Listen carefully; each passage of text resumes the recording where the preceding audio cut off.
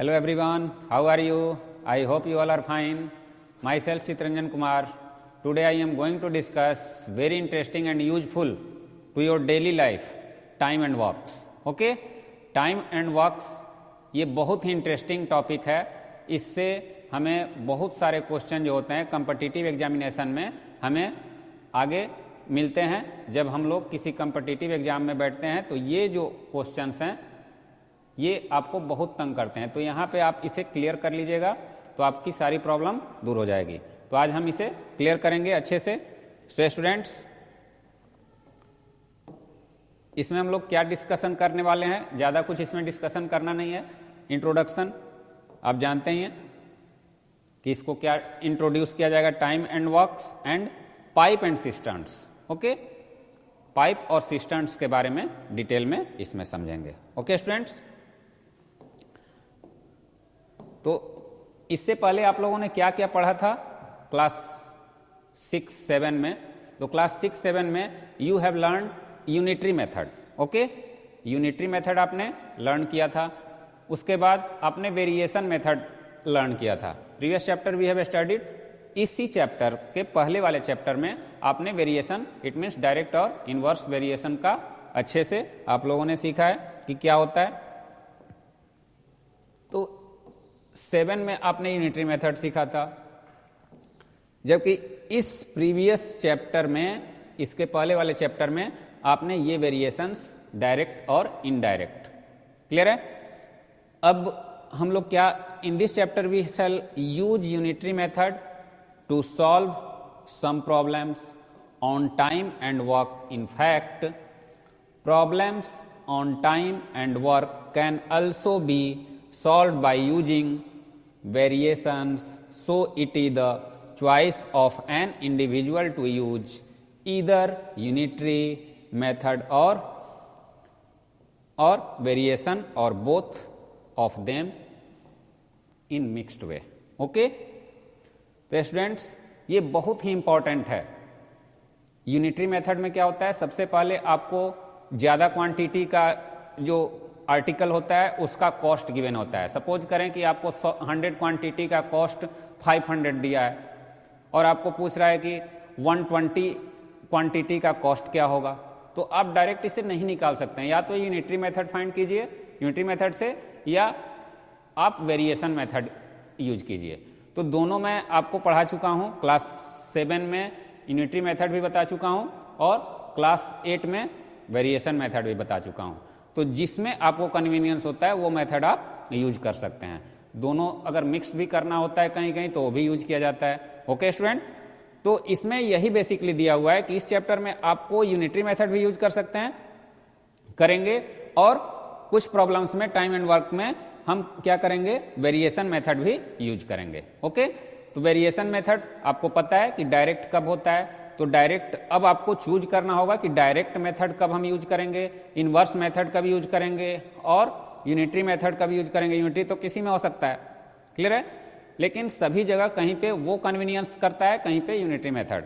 तो आपको direct method कब होता है? जब कोई वन क्वांटिटी का वैल्यू जो होता है उसी के अकॉर्डिंग अगर ये इंक्रीज कर रहा है तो उसकी क्वांटिटी के अकॉर्डिंग उसका कॉस्ट भी इंक्रीज कर रहा है.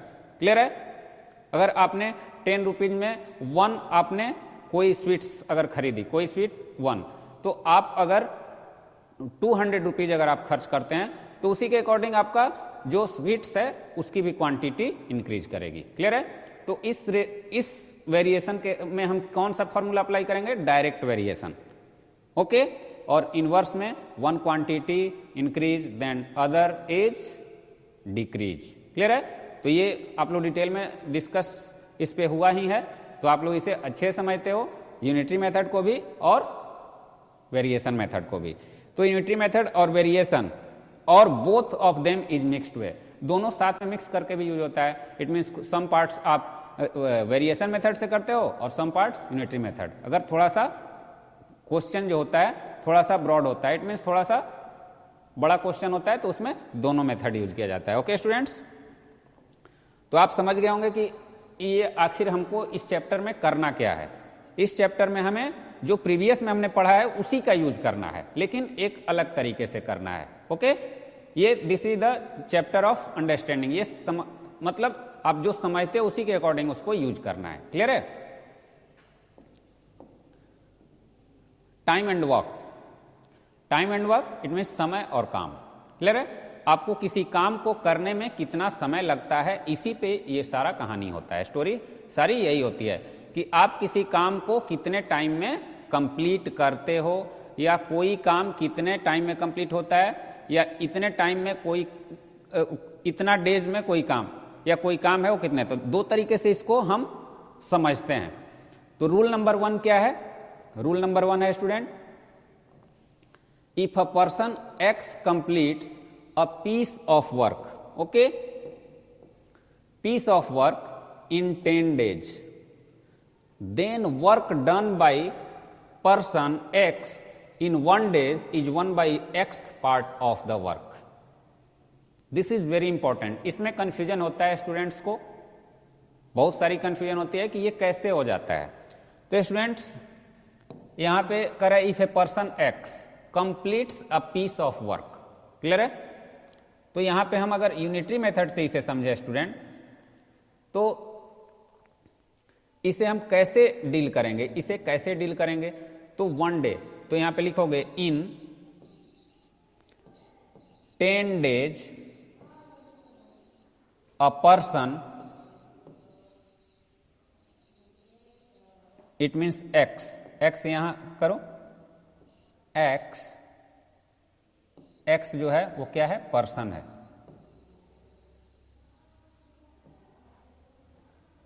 इन 10 days X person complete 1 piece of work. Okay, 1 piece of work, यानी कोई भी वर्क जो होता है वो एक पीस ही होता है। क्लियर है? यानी एक ही होता है। क्लियर है? तो यानी पूरा काम जो होता है वो 1 उसको माना जाता है। इस चीज को आप क्लियर कर लीजिए कि कोई काम 1 होता है। क्लियर है? यानी कंप्लीट होगा तो 1 काम कंप्लीट होगा, यानी 1 वर्क कंप्लीट होगा। तो in 10 days X person complete 1 piece of work. Clear है? X person complete 1 piece of work. तो यहां पे student a person X complete a piece of work in 10 days. The work done by person X in 1 day in 1/x part of the work. ठीक है? तो अब यहां पे person जो है X वो क्या करता है? कंप्लीट करता है 10 days में एक काम। तो 1 days में कितना काम कंप्लीट करेगा स्टूडेंट? 1 days। अगर आप यूनिटरी मेथड यूज करते हो तो इसे 1 days, 1 day x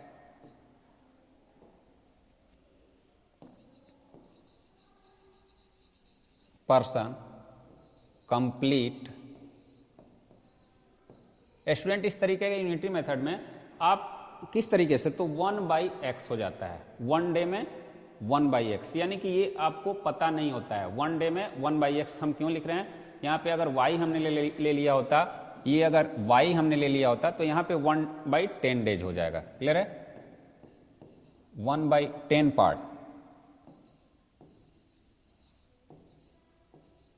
of work. Clear है? तो इसी को हमने x में यहाँ पे फॉर्मूला बना दिया है, यानी कि 10 दिन में 1 piece ऑफ वर्क कंप्लीट होता है। तो 1 डे में x पर्सन किसी वर्क को 1/10 पार्ट करेंगे। क्लियर है? उतना ही पर्सन है तो 1 piece वर्क कंप्लीट होता है, लेकिन डेज जब कम हो गया तो ये क्या होगा? ये भी कम होगा। क्लियर है? जो काम होगा वो भी कम होगा। तो ये यूनिटरी मेथड से हो गया। तो ये रूल पहला आपको पता होना चाहिए कि जैसे ही 1 डे, तो 10 days का है तो 1 डे पे आएगा तो वो क्या हो जाएगा? रेसिप्रोकल हो जाएगा। क्लियर है? 1 piece होता है तो 1 days में रेसिप्रोकल 1/10, 10 से 1 तो उधर क्या हो जाएगा? 10 में 1, इट मीन्स इसको समझिए 10 में 1 हुआ तो 1 में 1/10 रेसिप्रोकल। क्लियर है? 10 days में 1 वर्क होता है तो 1 days में कितना वर्क होगा? 1/10 पार्ट ऑफ वर्क होगा, पीस ऑफ वर्क होगा। क्लियर है स्टूडेंट? आई होप आपको कोई कंफ्यूजन नहीं होनी चाहिए। Now the rule number 2, if a person X completes 1/9 part of the work in one day, then person X will be n days to complete the work. Clear है? इस पे एक छोटा सा एग्जांपल ले रहे हैं. Since X, a person X complete 1/9 part of the work in one day. Clear है? Then person X will take n days to complete the work. तो कोई पर्सन है वो 1/n पार्ट यानी इन 1/n part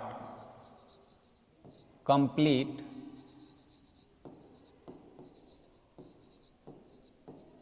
by a person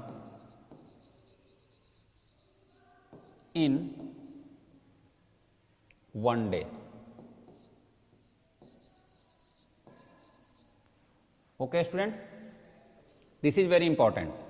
Therefore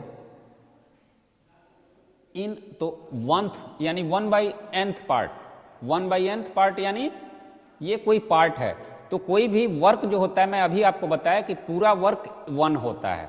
तो अगर ये part है तो 1 वर्क क्या होगा, तो यहां पे 1 वर्क.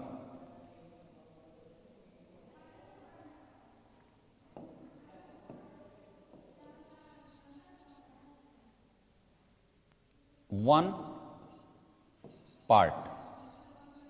पार्ट मतलब पूरा work.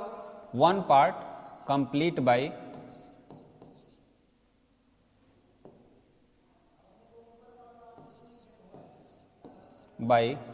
A person equal to. अब स्टूडेंट यहां पे मैंने क्या किया था, इस तरफ जो था उसको इस तरफ से डिवाइड किया था. वहां पे 1/10 आया था. इस तरीके से मैं बताया था पहले. 10 है तो 1 है तो 1/10 यानी 10 से डिवाइड होगा. सिमिलरली स्टूडेंट यहां पे क्या होगा, 1/1/n. क्लियर है? तो इसे हम जब डिवाइड करेंगे तो इसे क्या होगा, 1/1 इंटू n/1. इसे हम इस तरीके से भी लिख सकते हैं स्टूडेंट, 1 डिवाइड 1/n. डिवाइड ही करना है तो डिवाइड. तो इसे हम ऐसे रिप्रेजेंट कर सकते हैं स्टूडेंट. तो अब ये हमारा क्या हुआ, n. It means n days में आ गया. क्लियर है? तो ये आपको यूनिटरी मेथड से ये फॉर्मूला बना है. ये आप वेरिएशन से भी इसे फाइंड कर सकते हो. तो ये फॉर्मूला बेसिकली कैसे क्रिएट हुआ है, आप यूनिटरी मेथड पढ़े हो तो आपको अच्छे से समझ में आ गया होगा कि ये फॉर्मूला इसी से बना हुआ है. क्लियर है? तो इसीलिए जो टॉपिक हम लोग शुरू किए थे उससे पहले ही आपको बताया गया, इस चैप्टर में 2 फॉर्मूले का यूज है. 2, एक यूनिटरी मेथड और दूसरा वेरिएशन मेथड. तो ये यूनिटरी मेथड से मैंने आपको समझा दिया, और जब यूनिटरी मेथड से हो जाएगा तो वेरिएशन मेथड से ऑटोमेटिक होगा.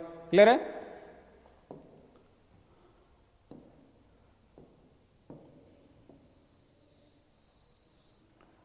तो आपने 2 रूल अच्छे समझ लिया स्टूडेंट. अब इसमें we shall mainly discuss 2 types of problem on time and work. हम लोग टाइम एंड वर्क में 2 तरह के जो प्रॉब्लम होते हैं वो डिस्कस करते हैं. फर्स्ट वन है ऑन फाइंडिंग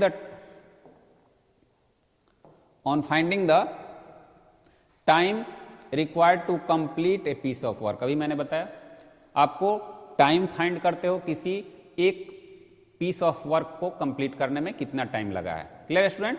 तो ये हम फाइंड करते हैं इस तरीके के प्रॉब्लम. यानी कोई आपको दे दिया जाएगा कि एक काम है उसको कितने दिन में करना है, उसका कुछ उसमें दे दिया होगा कि इतना पार्ट वर्क इतने दिन में होता है, तो पूरा वर्क या 1/5 जो भी होगा वो वर्क कितने दिन में होगा. इस तरीके का क्वेश्चन होगा.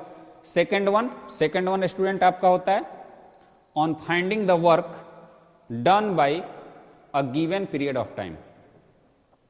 इट मीन्स एक बार टाइम आपको फाइंड करना होता है और एक बार वर्क फाइंड करना होता है. इट मीन्स टाइम आपकी कितनी लगी वो फाइंड करनी होती है और वर्क आपने कितना किया. 2 अलग अलग सिचुएशंस होते हैं. क्लियर है? तो बेसिकली यही 2 हमें इस चैप्टर में ये करना है, लर्न करना है स्टूडेंट. और नेक्स्ट है pipes and cisterns. Okay, pipes and cisterns. As you know that cisterns or a water tank is always connected with two types of pipes, one which fills it up and other which empties. आप सभी के घर में water tank होंगे जो roof पे लगाए जाते हैं, जो वाटर सप्लाई के लिए, क्लियर है? वाटर सप्लाई के लिए जब लगते हैं तो उसमें उसी को सिस्टर्न बोलते हैं जो टैंक लगते हैं, और जो बाकी जो पाइप होते हैं वो पाइप्स होते हैं। तो इसमें कोई नया चीज़ नहीं है। तो आप जैसे कि जानते हो कि सिस्टर्न और वाटर टैंक जो होते हैं वो ऑलवेज कनेक्टेड टू टाइप्स से उसमें वाटर टैंक में कनेक्ट किए जाते हैं। एक क्या होता है, एक जो मोटर से आपका कनेक्ट होकर के सीधा टैंक में जाता है, तो वो क्या होता है, वो इन, यानी उसमें वाटर इन होता है, और एक होता है आउट, यानी एक आपको घर में जो यूज किया जाता है, एक तो उसमें स्टोर होता है, और सेकंड जो पाइप आपका होता है वो क्या होता है, वो उससे आप क्या करते हो, उससे आप यूज करते हो, तो उसके लिए एक दूसरा पाइप लगा होता है। तो बेसिकली उसी का डिस्कशन हो रहा है यहाँ पे कि दो तरह के पाइप होते हैं, क्लियर है? तो अब इसमें the pipe which filled of the cistern is called an inlet, clear है? The pipe which filled on the cistern is called an inlet, यानी जो सिस्टर्न में जो फीड किया जाता है, ओके, उसे क्या बोला जाता है, उसे इनलेट बोला जाता है। यानी उसमें जो फीड किया जाता है, उसमें जो एस्टेब्लिश किया जाता है मोटर से ले जाकर, वो इनलेट होता है, यानी उसमें वो इन होता है। और सेकंड क्या हुआ स्टूडेंट, सेकंड वन हुआ स्टूडेंट आपका the one which empties it is called an outlet. It means एक जो हम उसमें से वाटर लेते हैं तो उसके लिए इट मीन्स वो वाटर टैंक इम्प्टी हो रहा है, यानी खाली हो रहा है। तो खाली करने के लिए एक पाइप उसमें यूज होता है जिसे हम आउटलेट बोलते हैं, क्लियर है? तो इनलेट जो हम वाटर उसमें जाता है वो पाइप को हम क्या बोलते हैं, इनलेट, और जो उसको खाली करता है इट मीन्स जो हम लोग जो भी बाथिंग या जो भी कुकिंग के लिए जो भी वाटर का यूज करते हैं तो वो आउटलेट होता है, क्लियर है? सिस्टर्न का आउटलेट और इनलेट। तो बेसिकली आप लोगों को आउटलेट और इनलेट पता चल गया। ये सब वर्ड्स आपको आएंगे तो आप इससे परेशान ना हो, इसलिए इसको डिटेल में डिस्कस करना जरूरी था। Now the next one. अब इसमें कुछ आपको समझना जरूरी है, नोट करना जरूरी है। इसमें नोट है the work done by the inlet, यानी जो इनलेट होता है, जो काम कर इनलेट के द्वारा होता है वो हमेशा पॉजिटिव होता है, क्योंकि वो कभी भी आपको वो देता है, वो गिव करता है, ओके, तो वो पॉजिटिव ही होगा। लेकिन जो आउटलेट होता है वो हमेशा क्या करता है, खाली करता है, तो उसे निगेटिव, ऑलवेज पॉजिटिव। ये हमेशा क्या होता है, ये हमेशा पॉजिटिव होता है, क्लियर है? जबकि आपका आउटलेट ऑलवेज निगेटिव, ये हमेशा किसका काम करता है, निगेटिव का काम करता है, यानी हमेशा क्या करता है, कमी करता है, हमेशा कमी करता है। और ये हमेशा क्या करता है, आपको बढ़ोतरी करता है, हमेशा देता है। और ये हमेशा क्या करता है, खाली करता है। तो ये पॉजिटिव हो गया और ये निगेटिव वर्क करता है, क्लियर है? This is very important. तो जब भी आपको इनलेट आउटलेट का होगा तो वहां पे आपके ध्यान में रहेगा कि इसको घटाना है, इसको सब्ट्रैक्ट करना है और इसको ऐड करना है, इसलिए ये पॉइंट जरूरी था, क्लियर है? अब स्टूडेंट इसी के आधार पर हम लोगों को, अब इसमें ज्यादा कुछ नहीं है, इसी के अकॉर्डिंग आपको क्वेश्चन सॉल्व करने हैं, okay? Then the first question is Rakesh can do a piece of work in 20 days, how much work can he do in 4 days? अब स्टूडेंट इसे दो तरीके से बनाया जा सकता है। मैं आपको फर्स्ट जो वेरिएशन मेथड है इसे मैं आपको, इससे पहले मैं समझाता वेरिएशन मेथड से, इसको पहले सॉल्व करने का, इसे सॉल्व करके वेरिएशन मेथड से, क्लियर है? अब इसमें स्टूडेंट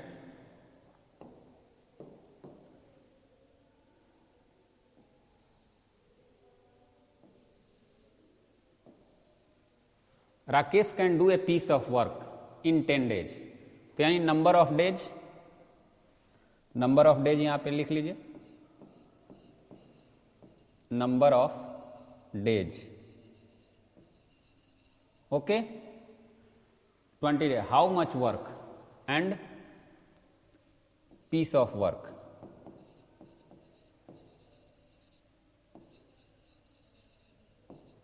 क्लियर है? अब पीस ऑफ वर्क और नंबर ऑफ डेज। अब स्टूडेंट मैं आपको प्रीवियस जो चैप्टर था उसमें इसे बताया था कि सबसे पहले इसे डिसाइड कैसे करोगे कि इसे फाइंड, ये कौन सा वेरिएशन है। तो स्टूडेंट आप यहां सीधा देखिए कि कोई एक काम अगर 20 दिन में होता है, एक काम, तो यहां पे कह रहा है कि 4 डेज में कितना काम होगा। क्लियर है? 20 दिन में एक काम होता है। Rakesh can do a piece of work in 20 days. 20 days में 1 वर्क होता है, तो 4 डेज में क्या होगा? तो स्टूडेंट ऑटोमेटिक 1 है तो उससे कम होगा। क्लियर है? क्योंकि 20 दिन में ज्यादा काम होगा ना, और क्या होगा? 4 डेज में उससे कम होगा। तो यानी अगर कम होने पे दूसरा पार्ट भी कम हो रहा है तो it means it is called direct variation. तो इसे डायरेक्ट वेरिएशन वाला मेथड अप्लाई करेंगे। तो नंबर ऑफ डेज क्या है? 20 है। पीस ऑफ वर्क क्या है? पीस ऑफ वर्क 1 है। और स्टूडेंट यहां पे नंबर ऑफ डेज क्या है? 4 है। और यहां पीस ऑफ वर्क आप एक्स लेट कर लीजिए और यहां पे लिखेंगे let the work done by 4 days is X. Clear है? X part, X part. Clear है? तो एक्स पार्ट वर्क किया जाएगा कितने दिन में? 4 डेज में। अब स्टूडेंट इसका फॉर्मूला में क्या बताया था? This is direct variation. Direct variation. Clear है? तो डायरेक्ट वेरिएशन में क्या होता है? डायरेक्ट वेरिएशन में आप इसको कैसे फाइंड करोगे? तो यहां क्लियर करोगे 20 और 1 यानी x बाई वाई। मैं बताया था ये x है, ये y है, तो x बाई वाई यानी रेशियो के फॉर्म में इसे कैलकुलेट करोगे। तो x by y equal to 20 by 1 equal to 4 by x, इस तरीके से। तो ये मैं आपको थोड़ा सा कन्वीनियंस हो इसके लिए बताया था। तो डायरेक्ट वेरिएशन है तो इस तरीके से हम इसको यूज करते हैं। अब इसे क्रॉस मल्टीप्लीकेशन करेंगे स्टूडेंट, तो क्या होगा? 20 into x equal to 4 into 1। तो x equal to 4 by 20, it means 1 by 5। तो यहां पे क्या लिखेंगे students? Hence in 4 days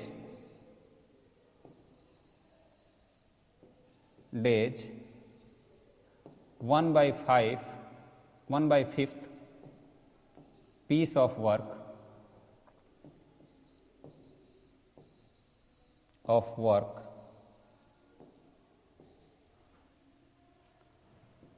done। Clear है? यानी इतना 1 by 5 पीस ऑफ वर्क यहां पे किया जाएगा। यहां 5th नहीं भी लिखेंगे तो चलेगा।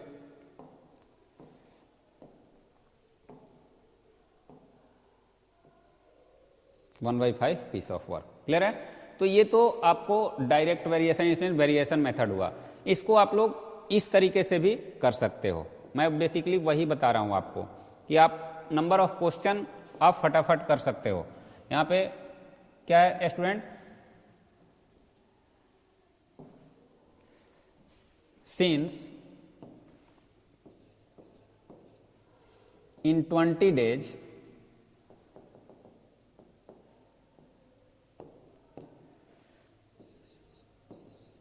सिंस कर लोगे यूनिटरी मेथड में। Since in 20 days Rakesh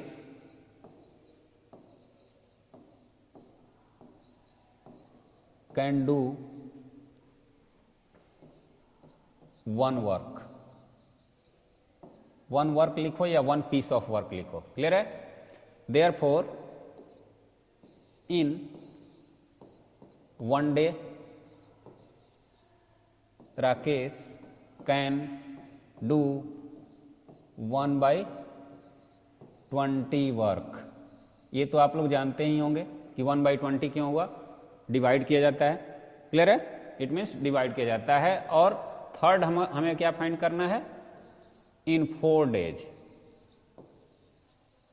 Rakesh can do 1/20 into 4, it means 5, it means 1/5 work. तो स्टूडेंट दोनों मेथड से हम लोगों का यही रिजल्ट आ रहा है। तो आप लोग इसको अच्छे समझ गए होंगे कि वेरिएशन मेथड भी वर्क करता है और यूनिटरी मेथड भी वर्क करता है। ओके स्टूडेंट, तो ये बहुत ही इंपॉर्टेंट चैप्टर है, इसको अच्छे से आप लोगों को समझना है। The next one, Rohan can paint 1/3 of painting in 6 days।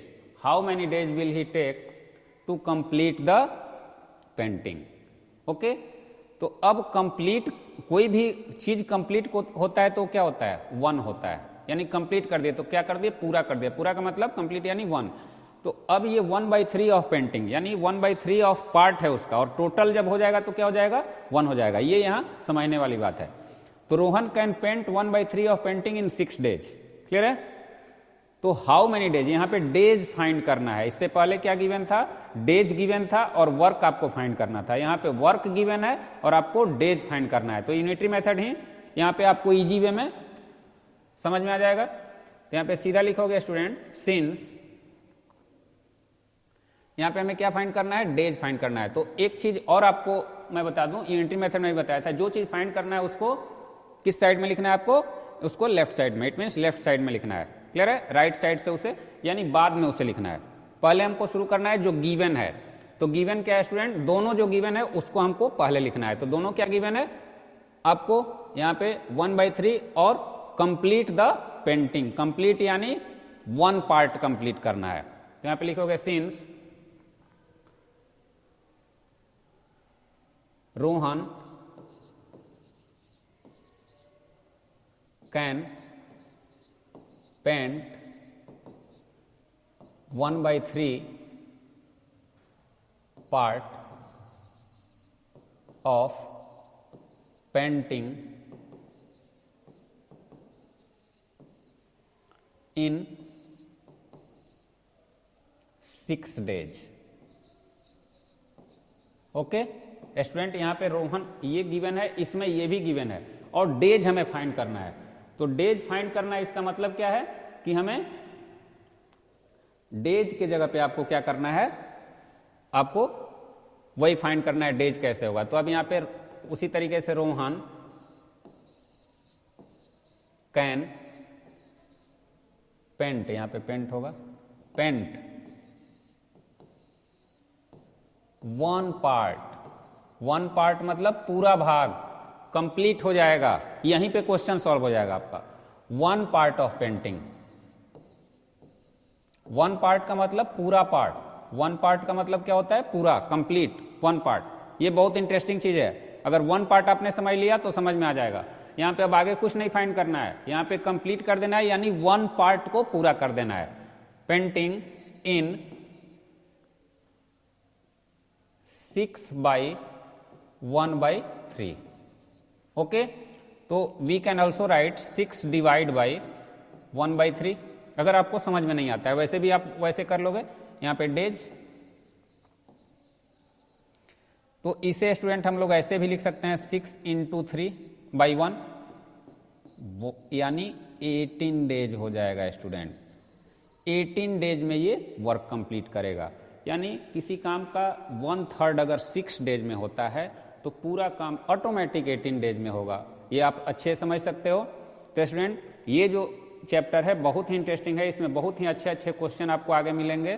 तो आज हमने आपको जो इसका कॉन्सेप्ट था और कुछ इंपॉर्टेंट यानी इनिशियल क्वेश्चन थे वो आपको समझाए। अब इसमें सभी क्वेश्चन आप अभी पाइप और सिस्टम से भी रिलेटेड क्वेश्चन आएंगे। तो नेक्स्ट लेक्चर में हम लोग कुछ इंपॉर्टेंट और बहुत ही अच्छे से क्वेश्चन सॉल्व करेंगे। So for today that's all students, have a nice day, thank you.